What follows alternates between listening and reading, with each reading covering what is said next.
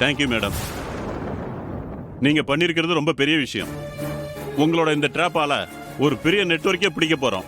ரொம்ப thanks madam. என்ன சின்னத்த, உங்களுக்கு ஒண்ணுமே புரியலையோ? எப்படி உங்க பிளான் எல்லாமே உல்டாவா நடக்குதுன்னு ஒரே கன்ஃபியூஷனா இருக்கோ? ஹேமாக்கா,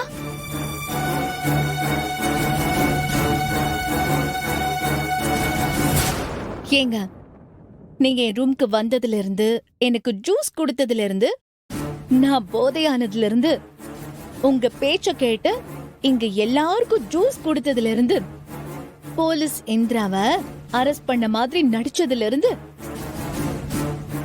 எல்லாமே இந்திராவோட ஸ்கிரிப்ட் தான்.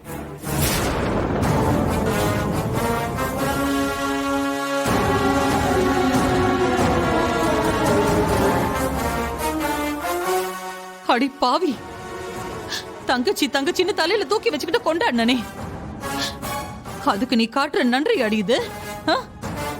நான் பெத்த பிள்ளைங்களை விட உனக்கு தானடி முக்கியத்துவம் கொடுத்தேன். ஏய், ஏண்டி ஏண்டி இப்படி பண்ண? என்னால இதை நம்பவே முடியலையேடி. இல்லங்க,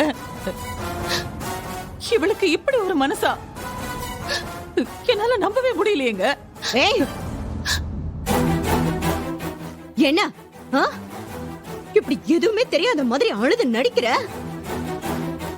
என் வாழ்க்கையை அழிச்சதே நீதானே. நான் ஆசைப்பட்ட வாழ்க்கைய வாழ விடாம பண்ணிட்டு நீ மட்டும் புருஷன் புள்ள குட்டின்னு வாழுவ.